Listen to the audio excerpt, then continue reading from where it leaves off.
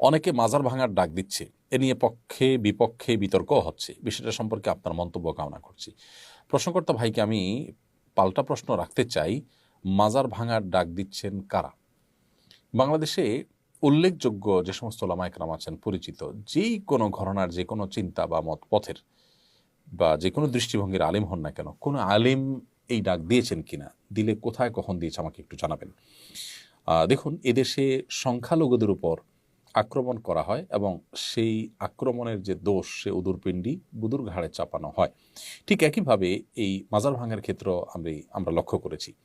পরিষ্কারভাবে আমরা বলতে চাই যে কোনো মুসলিম নামধারী নিজেকে যিনি মুসলমান দাবি করছেন, তিনি যদি শিরকে লিপ্ত হন, তাহলে সেক্ষেত্রে তাকে আমাদের দাওয়াত দিতে হবে, সংশোধনের পথে আহ্বান করতে হবে।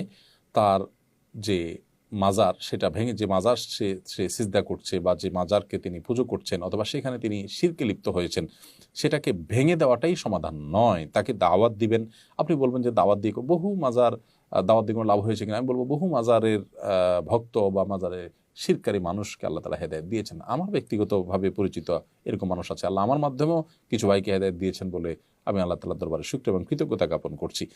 কিন্তু মাজার ভেঙে দেওয়ার কারণে কজন মানুষ শিরক ছেড়েছে, আপনি সেটা বলতে পারবেন কিনা? দেখুন, আপনি যদি কোনো কাজ করার কারণে সেটা দিন শেষে ইসলাম এবং মুসলমানদের ক্ষতি ডেকে আনে, ইসলাম এবং মুসলমানদের দুর্নামের সুযোগ পায়, ইসলাম এবং মুসলমানদের দাওয়াতি কাজে বাধা সৃষ্টি করার কারণ হয়, তাহলে সেক্ষেত্রে সেটা মনে রাখবেন যে ইসলামের কাজ নয়, সেটা শয়তান আপনাকে নেক্সট সুরতে ধোঁকা দিয়ে আপনার দিয়ে এই কাজগুলো করাচ্ছে। কাদিয়ানীদের মধ্যে দাওয়াতি কাজ করেন এমন একজন প্রথিতযশা আলেম আমাকে বলেছেন ব্যক্তিগতভাবে, আমার বন্ধু মানুষ, মৌলানা আব্দুল মজিদ ওনার নাম, অনেক বই পুস্তক লিখেছেন। তিনি বলেছেন, ভাই আজকাল আমি সেখানে দাওয়াতি কাজ করাটা আমার জন্য কঠিন হয়ে গেছে এবং এটাকে রেফারেন্স হিসেবে টানা হচ্ছে। আমরা অনুগ্রহ করে সবাইকে বলবো এই বিষয়ে সহনশীলতার পরিচয় দিতে এবং ওলামা একরাম আপনাদের কাউকে কাজের নির্দেশ দিয়েছেন কিনা, দিলে তার নাম বলুন।